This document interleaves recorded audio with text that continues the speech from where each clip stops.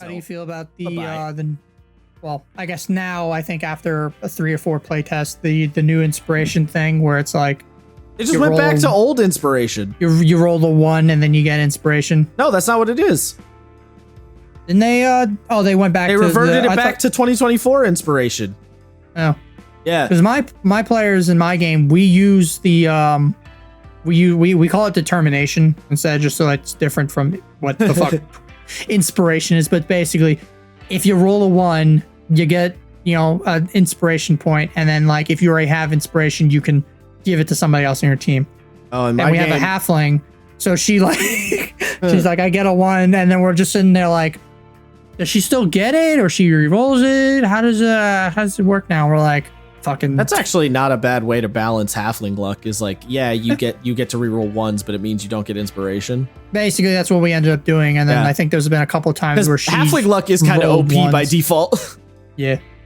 So I'm actually okay with that. Mm-hmm. But no, my game we do when you roll a 20, you get inspiration.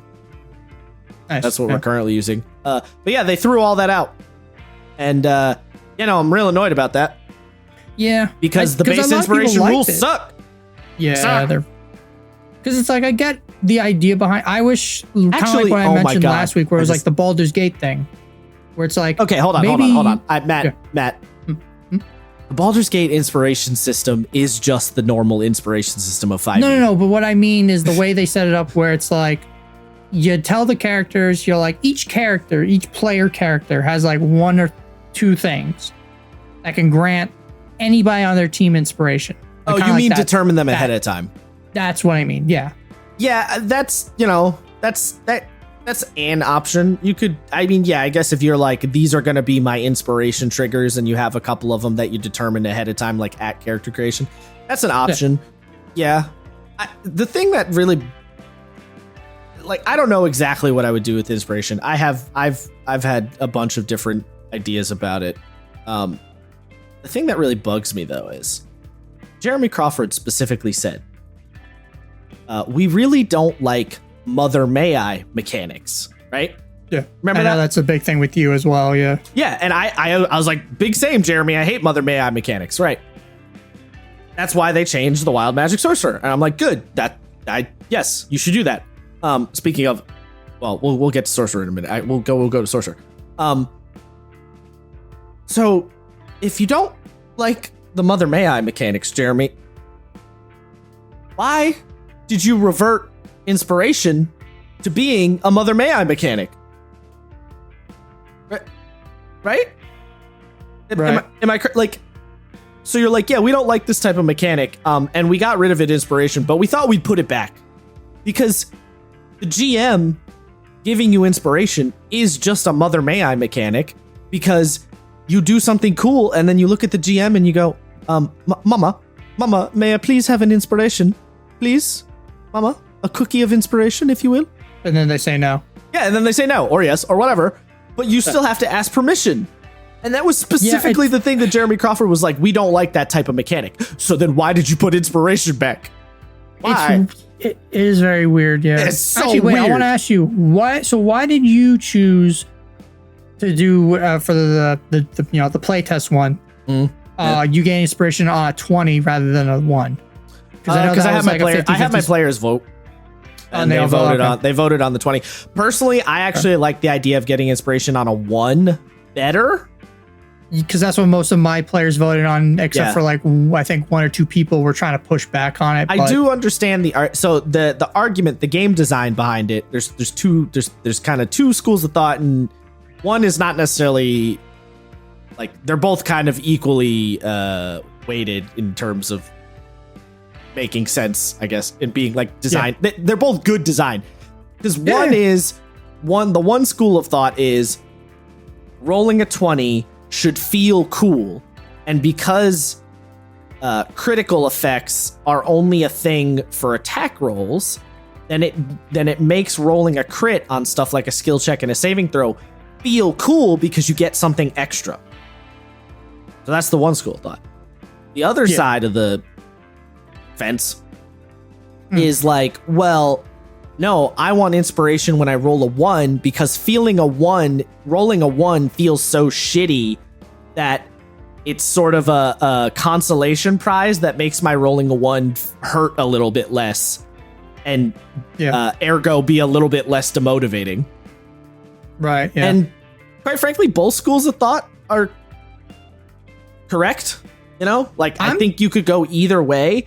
And if I was about to say, what if you did both? You think that would be too much? I think that's too much. Yeah, I don't think you could do both. I at least with the way inspiration currently functions, I think that's too much. If you do the playtest one, yeah. If it's just like if you roll a 1 or 20, you gain inspiration. Yeah, like, because the problem is inspiration. The stuff what you spend inspiration on is really strong, and if you there's two problems. First of all, what you spend inspirations on really strong, right? So your players would be getting advantage a lot more often, right? True. Because it'd be going from a 5% chance to a 10% chance, which is a decent jump.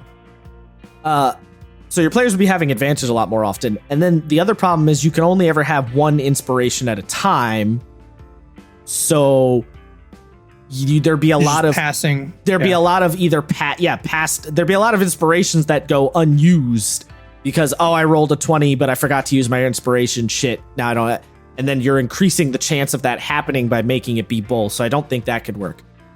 It could work if inspiration, instead of being like a charge, like a single point you get, if it was like a hero point system, which I think Pathfinder does this, 2nd edition anyway, where you could have like, let's say you could have up to 4 hero points and you could spend a hero point 1 for 1, or maybe 5 hero points, and you could spend a hero point 1 for 1 to give yourself a bonus to the roll. So if you have 5 hero points and it's a really important roll, you burn all 5 to get a +5 to the roll, for example. Yeah.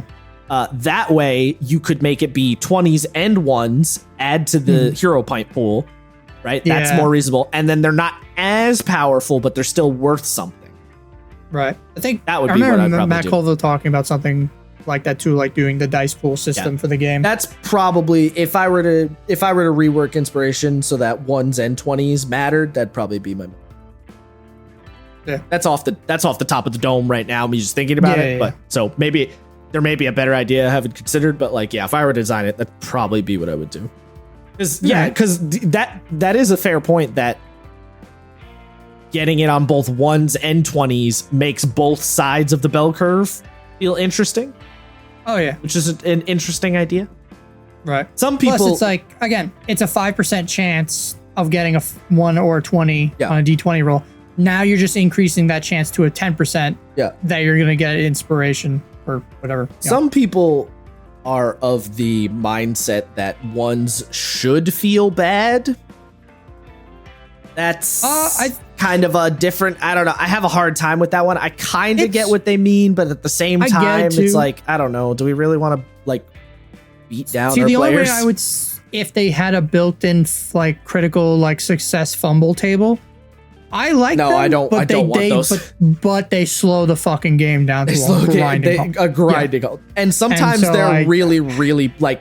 The problem is they're so swingy a lot of the time that like, a monster critically hit me. It's like, oh, okay, well, I'll be all right. I have a lot of health. And then you roll really bad on the fumble table. It's like you instantly die, and you're like, well, all right, that was not what I was expecting, right? Like, I think there was like you lose both your arms.